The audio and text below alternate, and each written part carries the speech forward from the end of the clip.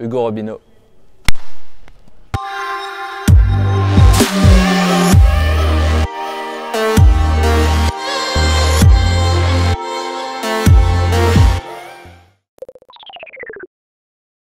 J'ai commencé le basket à l'âge de 6 ans environ, au club de Jalais, la JJBC, juste à côté de Cholet.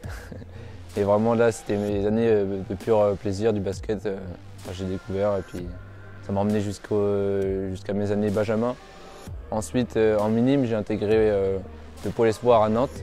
Et en parallèle, j'étais aussi à Cholet Basket, en minime France donc. Ensuite, ça m'a emmené jusqu'à mes 2 années minime France. J'ai intégré l'Académie Gauthier avec le centre de formation lors de mes années cadets. J'ai fait 3 années cadets, 3 belles années cadets encore, très chargées, à un autre niveau. Ensuite, espoir. Je commençais déjà un peu à goûter au niveau espoir lors de ma 2e année cadet, 3e année cadet. Et ça m'a emmené jusqu'à maintenant, donc ma 2e année espoir. Ouais, Léopold et moi, ça fait un peu longtemps, depuis Jalais. On s'est un peu suivi, Jalais. Il est rentré aussi au pôle espoir à Nantes. Du coup, sur ma 2e année, on était ensemble. Et après, on s'est retrouvés en cadet à Cholet Basket. Et jusqu'à là, on se parle encore. Donc, depuis longtemps, on joue ensemble. J'ai également eu la chance de pouvoir représenter les couleurs de la France. Donc c'était vraiment quelque chose de tout nouveau pour moi, même quand j'étais appelé. Parce qu'il faut savoir qu'au début, j'ai commencé par le 3 contre 3 et ensuite ça m'a emmené sur le 5 contre 5. Et vraiment, je peux vraiment dire que c'est une expérience unique. Et j'ai eu la chance de faire 2 campagnes, championnat d'Europe et championnat du monde. Et représenter les couleurs de la France, je pense qu'il n'y a pas plus belle expérience pour un basketteur. C'est un peu un niveau au-dessus, je dirais que c'est du moins un niveau différent. Vraiment, tu arrives sur des joueurs vraiment expérimentés, des joueurs qui vont peut-être être draftés, donc le niveau est assez élevé. Tu peux défendre 24 secondes, 23 secondes très bien, mais te prendre un gros shoot, c'est comme ça, c'est vraiment le haut niveau de la catégorie d'âge.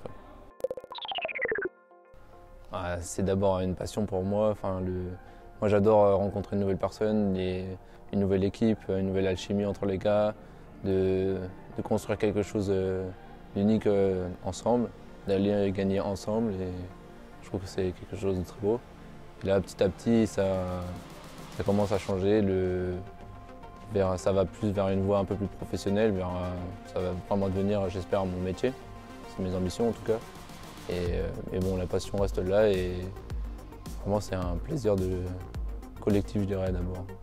C'est très enrichissant pour moi. On joue tous pour gagner, du moins je pense.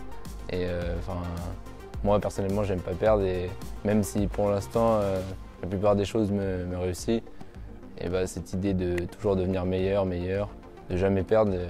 Perdre pour moi, c'est pas inadmissible parce qu'on apprend dans l'échec, mais c'est ce qui va me pousser aussi également à travailler en conséquence pour devenir meilleur.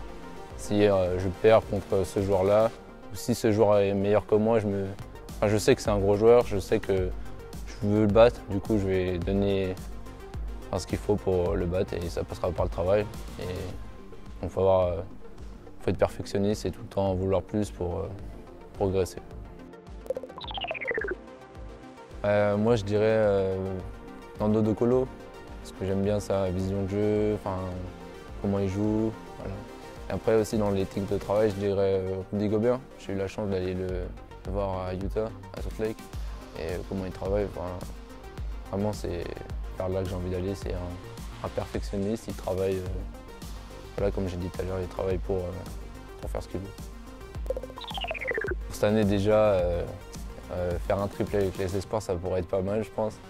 Et ainsi que gratter un peu de temps de jeu avec les professionnels. Ensuite, je dirais à long terme, tout simplement réussir à intégrer un groupe professionnel et progresser. Voilà.